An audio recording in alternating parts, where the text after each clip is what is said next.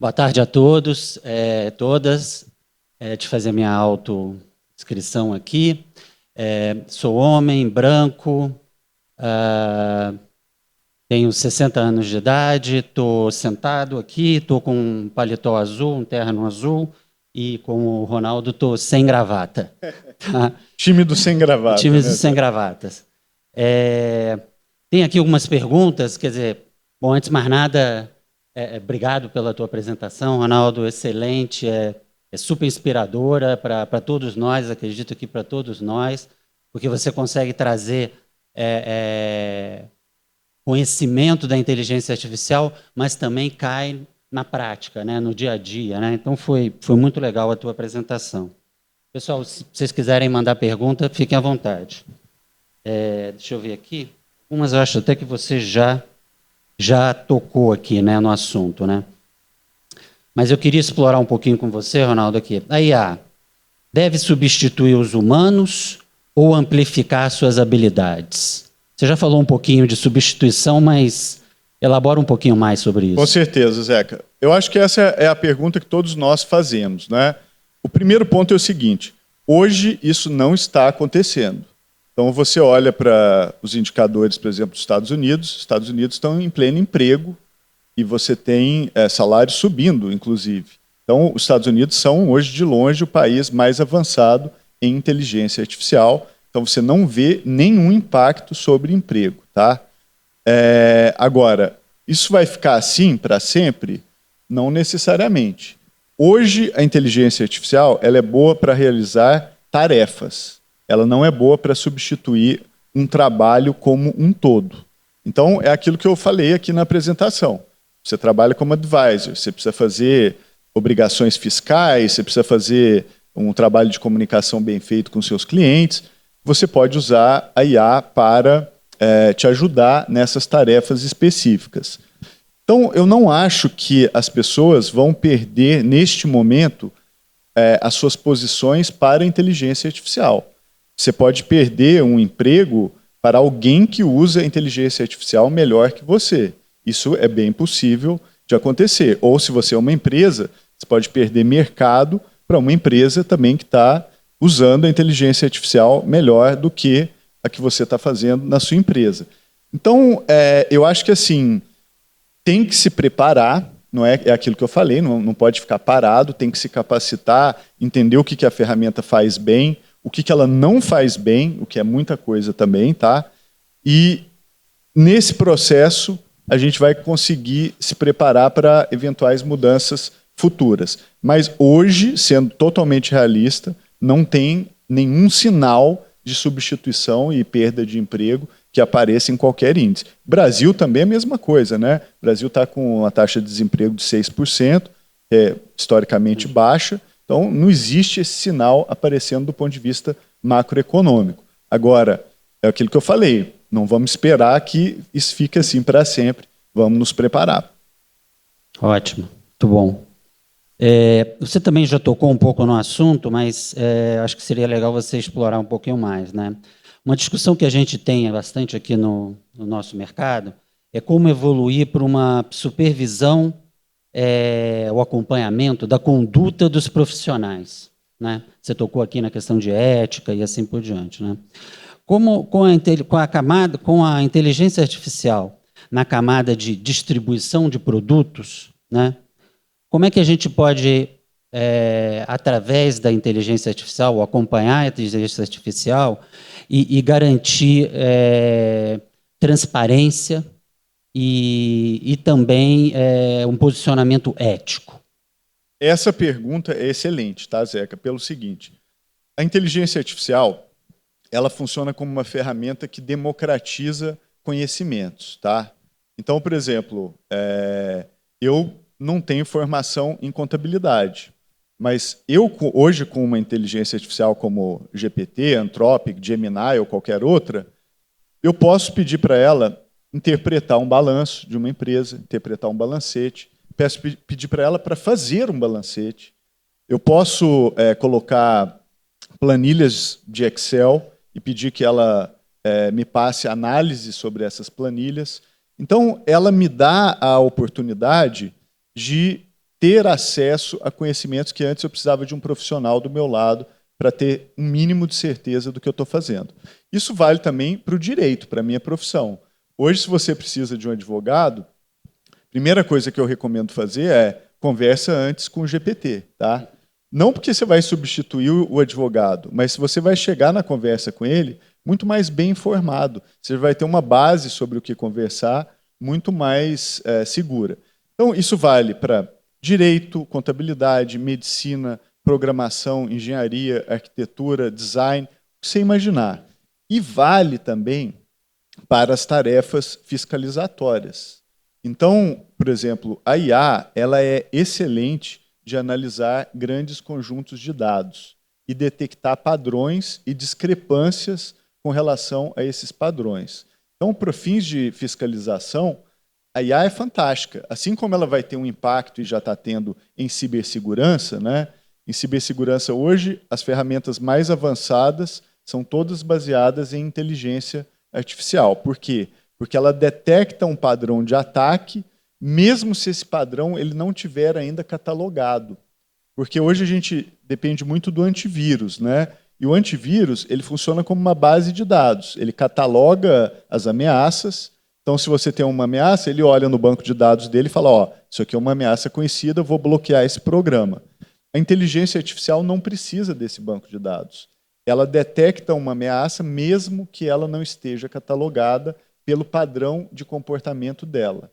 O mesmo vale para detecção, por exemplo, de condutas indevidas. Se você usa a IA para, por exemplo, fiscalizar um grande conjunto de operações financeiras, rapidamente você consegue detectar anomalias ou situações que merecem, vamos dizer, uma análise um pouco mais criteriosa.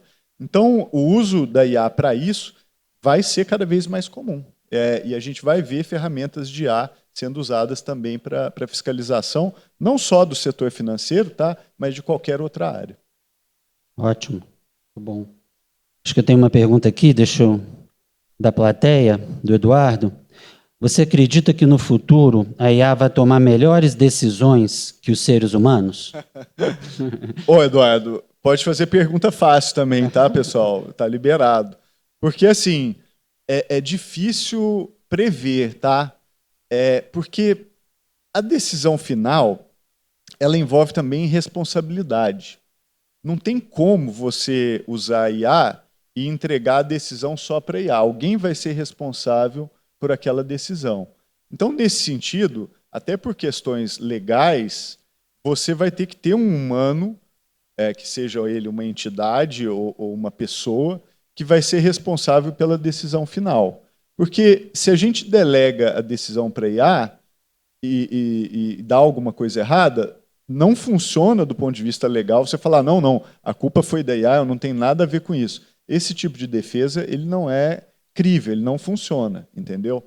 Então, assim, a gente tem visto o uso de IA para tomada de decisões, por exemplo, no judiciário americano. Hoje existem sistemas que você usa para decidir se uma pessoa que cometeu um crime, foi presa em flagrante, deve responder em liberdade ou não. E esses sistemas eles foram criados inicialmente para prevenir vieses, né? Então, por exemplo, ele não olha para a cor da pele da pessoa, ele não olha onde a pessoa mora, ele não olha para esses dados que, às vezes, para o ser humano, você pode ter um critério enviesado e tomar uma decisão errada. Só que eles implementaram com essa função e depois descobriram que a própria IA desenvolve esses vieses, porque ela é treinada muitas vezes com bancos de dados que já estavam enviesados nesse sentido. Então ela começa a reproduzir e perpetuar o problema do viés. E essa análise ela vale para qualquer área. Se você usar um robo-advisor ali como o da Betterment, ela provavelmente vai se comportar muito bem se você tiver um padrão de comportamento minimamente dentro do esperado. Mas pode ser que a base de dados deles não consiga responder numa mudança repentina de mercado ou mudanças de circunstância, por exemplo, relacionadas à guerra, conflito, que é algo que a gente tem visto acontecer muito no mundo de hoje. Então, nesse sentido, eu não acho que agora IA vai substituir a gente para tomada de decisões. Agora, que ela vai virar um auxiliar nessa tomada de decisão, isso já está acontecendo desde já. Muito bom. Deixa eu ver aqui se tem mais alguma.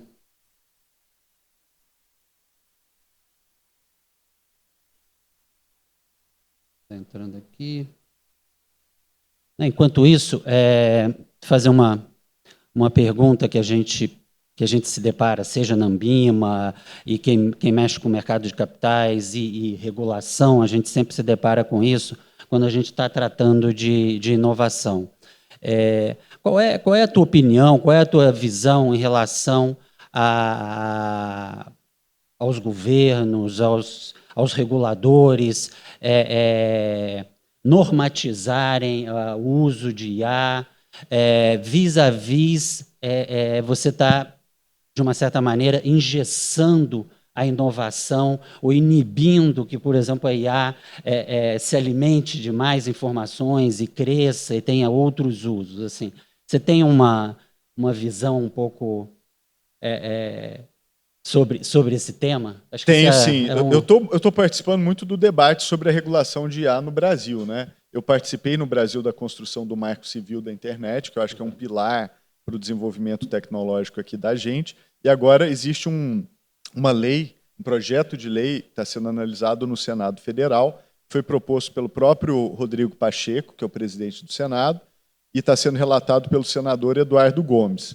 E é uma lei muito abrangente, tá? É uma lei que tem 40 páginas. Quando você vê uma lei com 40 páginas, você já fala, porra, é muita página. Tem alguma coisa esquisita aí. Exatamente. Né? O Marco Civil tem 12, que já acho bastante, tá? Mas o que essa lei faz? Ela basicamente replica no Brasil o modelo europeu. A Europa, ela passou uma lei, né, que é a Lei Europeia da Inteligência Artificial, e é uma lei que é muito focada no risco. Na Europa, eles tinham uma parte de risco e tinham uma parte de fomento. No transplante desse modelo para o Brasil, a gente só pegou a parte de risco. Então, a lei brasileira ela é hiperprotetiva e ela tem uma proteção que é, assim, em alguns casos, na minha visão, muito exagerada. Tá? A lei, para mim, para ser boa, ela tinha que ter um tripé. Primeiro pilar desse tripé é a proteção contra os riscos. Isso a lei já faz, ela só faz isso. Segunda, teria que ter uma parte que é de trabalho, que é como é que a gente capacita as pessoas para o trabalho do futuro. E o terceiro é competitividade e concorrência. Como é que a gente promove a competitividade brasileira e também mantém as regras de concorrência abertas para que a gente não tenha uma concentração indevida, né, da inteligência artificial impedindo novos negócios. Tá? Só que a lei brasileira ela ficou só nessa primeira parte. Ela é risco. Então, acho que todo mundo aqui é familiarizado com a LGPD, a Lei Geral de Proteção de Dados. Imagina que a Lei de Inteligência Artificial é uma nova LGPD. Você vai colocar um chatbot no seu site e, de repente, você vai ter toda uma carga regulatória, vai ter que nomear um representante de IA na sua empresa, vai ter que fazer relatórios anuais sobre o uso da inteligência artificial. Eu acho que o investidor e o empreendedor brasileiro acho que não gostaria de ter uma nova LGPD. Então, para usar uma metáfora futebolística, é como se a lei brasileira, se ela fosse um time de futebol, ela é um time de futebol que só tem zagueiro. E um time de futebol que só tem zagueiro não ganha jogo. Você precisa ter zagueiro, você precisa ter meio de campo, você precisa ter ataque. Então, na minha opinião, faltou ter o meio de campo e faltou ter o ataque. A gente está fazendo uma lei só de zaga. Pessoal, eu tenho uma visão mais otimista do Brasil. Eu acho que o Brasil pode ser um dos grandes países a desenvolver aplicações de IA, seja para o agronegócio, para a indústria propriamente dita, para o setor financeiro, para o setor jurídico. E eu acho que a gente ficar jogando só na defesa vai ser bem complicado. Eu gostaria que a gente tivesse uma visão um pouco mais proativa e não ficasse só com a zaga. Ótima analogia. Acho que dá tempo aqui de mais uma pergunta. Deixa eu ver, o pessoal trouxe aqui.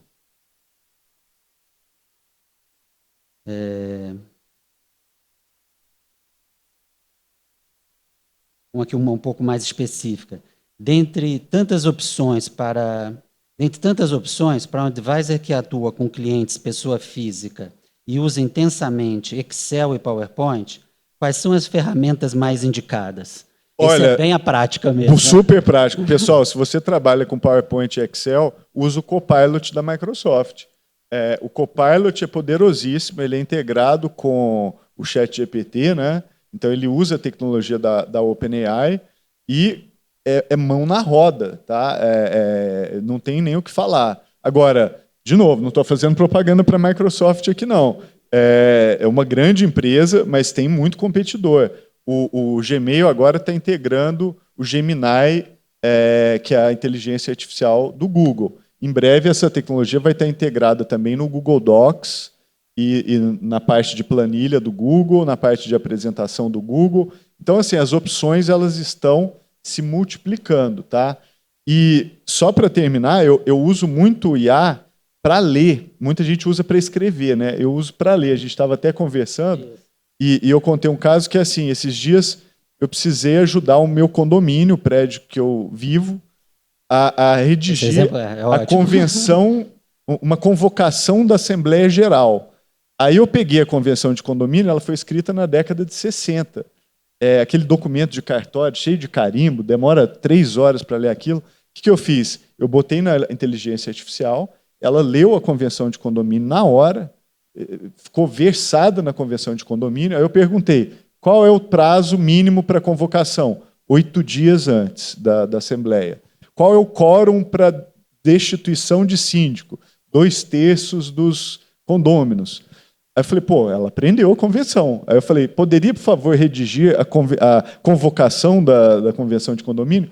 Na hora redigiu. Assim, eu fiz um negócio que ia me tomar 5 horas da minha vida em 18 segundos. Você entendeu? Então, assim, ler com a IA, você pegar uma base de dados que você tem, sobe na IA, ela vai ler aquilo na hora. E aí você pode conversar com a IA sobre aquilo que você subiu, pode fazer perguntas para a IA, pode pedir para ela adaptar aquele texto para um PowerPoint, para um resumo ou qualquer outra coisa. Então, é uma ferramenta muito poderosa. Então, quem usa PowerPoint e Excel, dá uma olhada na suíte do Google ou usa Copilot da Microsoft, vai ser mão na roda.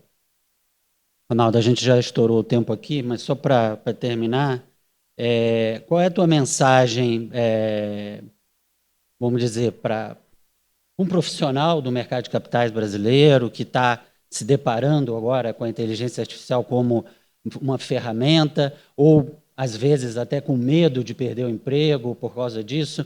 Qual a mensagem que você passaria aí para a turma? A mensagem é a seguinte, usa, tá? Pode começar a usar. Tem muito curso aí, né? O pessoal fala, curso de inteligência artificial. Curso é bom também, tá? Mas a melhor forma de aprender a usar é usando.